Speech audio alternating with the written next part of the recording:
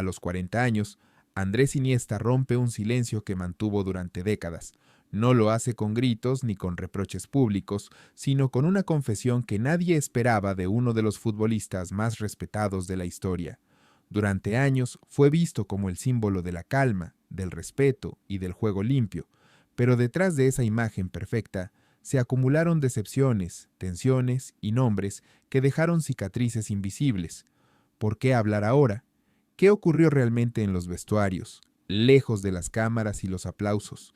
Lo que sale a la luz resulta incómodo, incluso para quienes creían conocerlo todo, porque incluso los genios silenciosos también guardan rencores, y cuando deciden hablar, el impacto es mayor.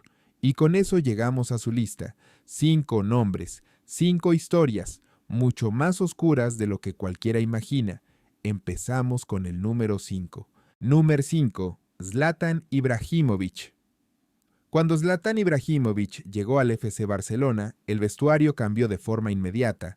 No fue un choque directo, ni una discusión abierta, pero desde el primer momento quedó claro que dos formas de entender el fútbol iban a colisionar.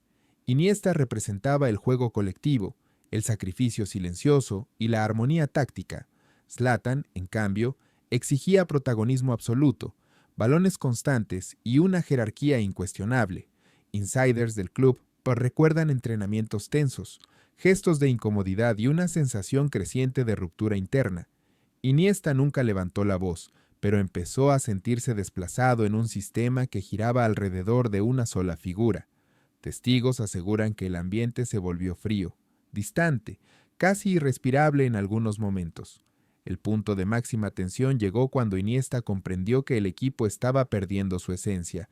No hubo insultos, pero sí una decepción profunda. Aquella etapa dejó una huella clara. Para Iniesta, ese fue el momento en el que entendió que no todos los talentos están hechos para convivir, y aunque el tiempo pasó, la incomodidad jamás desapareció del todo. Número 4. Pepe. Para Andrés Iniesta, Pepe nunca fue solo un rival, fue la representación de un fútbol que él rechazaba profundamente.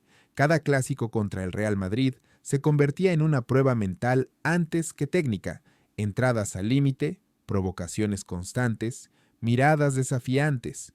Mientras el Camp Nou contenía la respiración, Iniesta intentaba mantener la calma, aunque por dentro la tensión era asfixiante.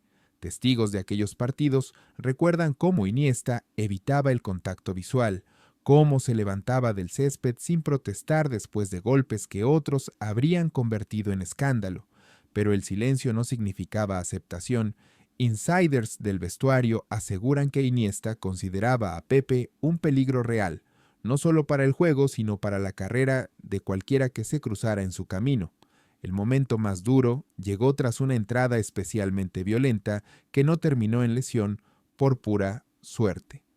Aquella noche, Iniesta confesó a personas cercanas que sintió miedo, no rabia, miedo. Desde entonces, cada enfrentamiento fue vivido con una mezcla de concentración extrema y rechazo absoluto. No hubo reconciliación, solo distancia, y la certeza de que nunca compartirían la misma idea de fútbol. Número 3. José Mourinho. Con José Mourinho, el conflicto no fue físico ni puntual, fue ideológico, profundo, irreconciliable. Mientras Iniesta entendía el fútbol como un lenguaje de respeto, control y belleza colectiva, Mourinho lo convirtió en una guerra psicológica constante. Cada clásico era precedido por declaraciones incendiarias, acusaciones veladas y una presión mediática diseñada para desestabilizar. Personas cercanas al entorno del Barcelona aseguran que Iniesta detestaba ese clima, no por miedo sino por hastío. Se sentía atrapado en una narrativa que no había elegido. En el campo, Mourinho no estaba presente físicamente, pero su influencia era visible. Gestos, protestas exageradas, provocaciones desde el banquillo, todo formaba parte del plan. El punto de ruptura llegó cuando Iniesta escuchó comentarios internos que lo señalaron directamente como símbolo del fútbol protegido. Aquello lo golpeó más de lo esperado. Testigos recuerdan que esa noche apenas habló en el vestuario.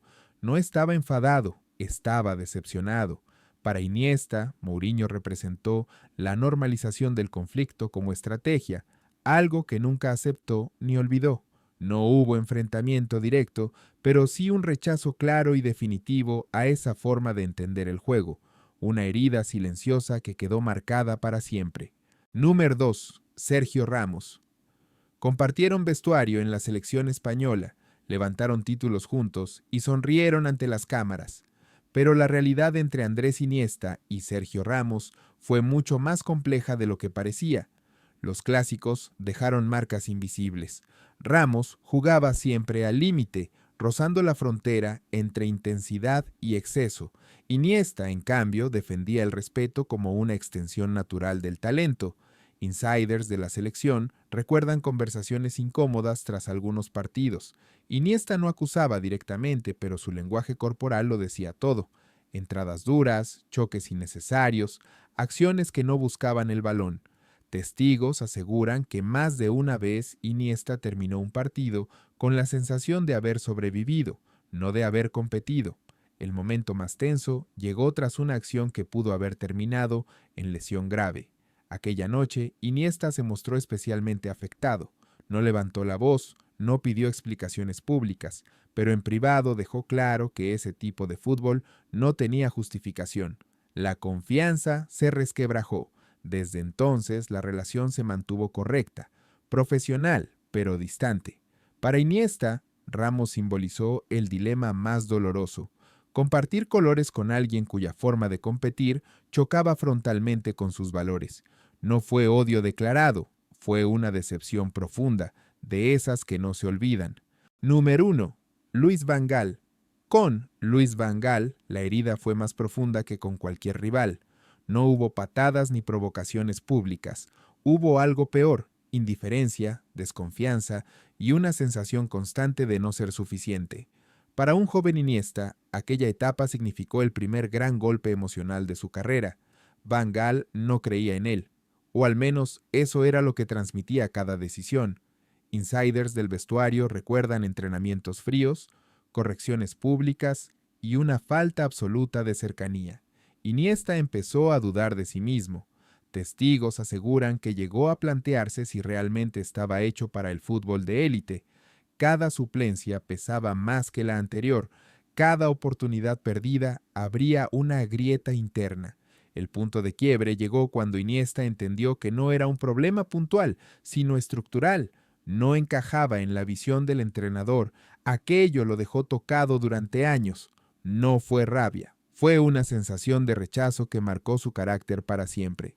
Para Iniesta, Van Gaal no fue solo un entrenador difícil, fue el nombre que más daño le causó en silencio.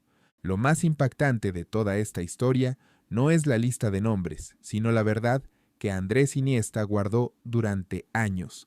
Mientras el mundo lo veía como el símbolo absoluto de la calma y la perfección, por dentro luchaba contra la duda, la decepción y el desgaste emocional provocado por estos conflictos silenciosos. Insiders revelan que hubo noches en las que se sintió solo, incomprendido y al borde de perder la fe en sí mismo, especialmente cuando la falta de confianza vino desde dentro, no desde el rival. Y ahí está el giro final. De ese silencio, de ese dolor nunca expuesto, nació el Iniesta más grande, el hombre que decidió no responder con palabras, ni con polémicas, sino con fútbol puro. Hoy, su legado no habla de odio, sino de resistencia, porque esta historia demuestra que incluso las figuras más luminosas caminan entre sombras, y que la verdadera grandeza no está en no caer, sino en levantarse sin hacer ruido.